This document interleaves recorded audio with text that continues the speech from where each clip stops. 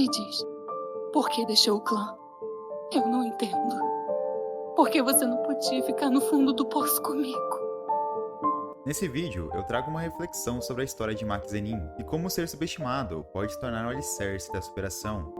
Porque daquele jeito, eu ia acabar me odiando pro resto da vida. Foi por isso. Eu sou o Arthur, então vem comigo para essa análise.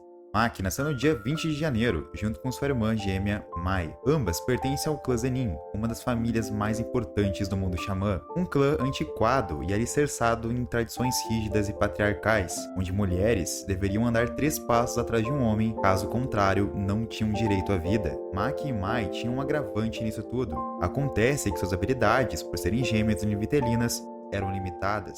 Frente às regras que regem esse mundo, suas almas eram consideradas partes de uma coisa só, e como os poderes de Jutsu são intrinsecamente ligados à alma, suas habilidades também eram limitadas por esse fato.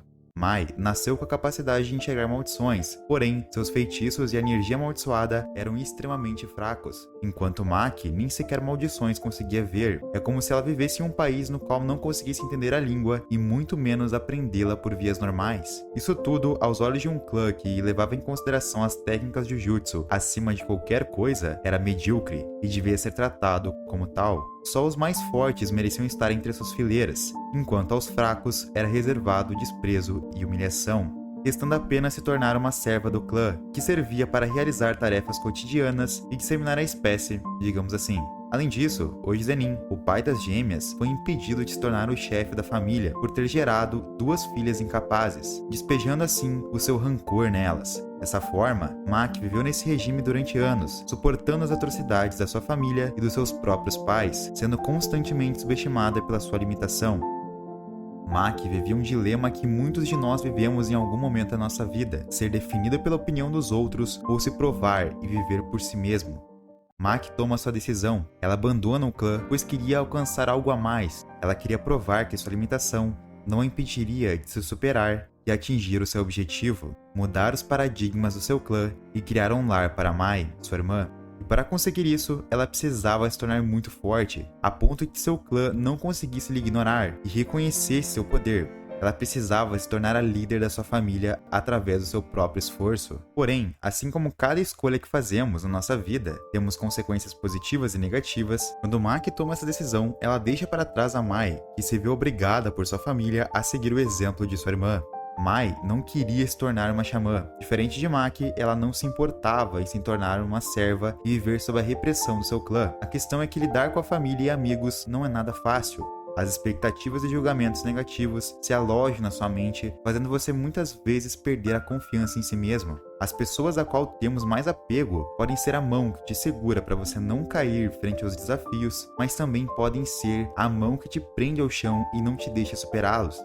Mai era uma pessoa insegura e vulnerável, e tinha uma forma de lidar com sua vida diferente de Maki, que era segura e obstinada.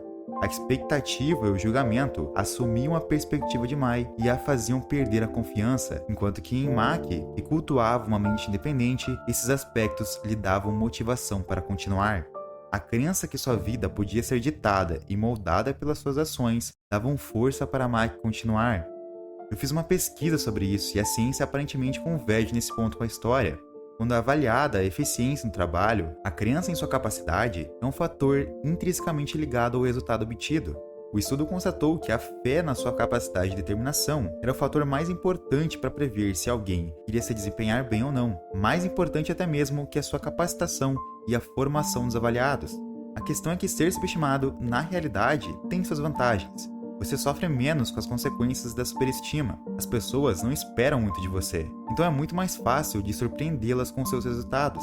E é exatamente isso que acontece quando a Miwa enfrenta a Maki no evento do intercâmbio. As informações que ela tinha sobre ela eram que ela era uma pessoa fraca, que não tinha técnica de jutsu e que não conseguia ver maldições sem a ajuda dos seus óculos. E ainda era uma feiticeira classificada como nível 4, o mais baixo nível de classificação dos feiticeiros. Contudo, ao enfrentar Maki, ela encontra alguém com uma força e destreza física absurda que facilmente será capaz de destruir maldições de grau 2, o que a torna teoricamente uma xamã pré-1 no mínimo, e que só tem esse título por jogadas políticas do seu clã.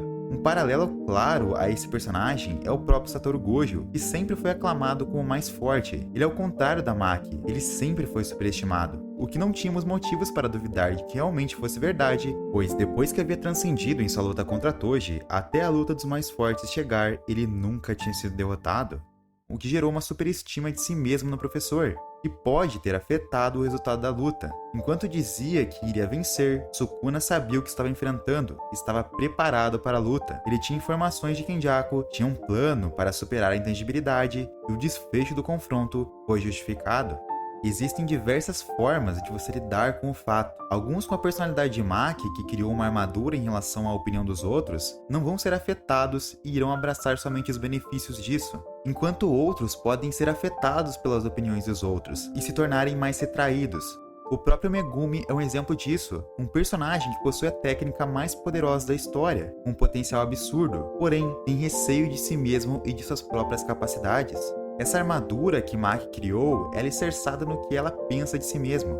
Ela tem a consciência de que não importa o que você faça, nem todo mundo vai gostar de você. Tá tudo bem, a vida é assim. O que importa é o que você pensa de si mesmo. É por isso que ela não conseguiu cumprir a promessa que fez para Mai de ficar ao lado dela suportando e aceitando a repressão de seu clã, pois não superar esse desafio faria ela se odiar. E isso é um fator muito importante que explica como ela se tornou tão determinada, a ponto de ser carbonizada em Shibuya e mesmo assim se levantar e continuar lutando. A satisfação gerada quando um desafio é superado move ela a se superar novamente para encontrar novamente essa recompensa. E quanto maior o desafio, maior o sentimento de realização que ela tem. Além disso, a cada conquista ela se torna mais confiante, já que antes o desafio dito como impossível, com esforço e dedicação, se tornou possível. É um sistema que a torna autossuficiente.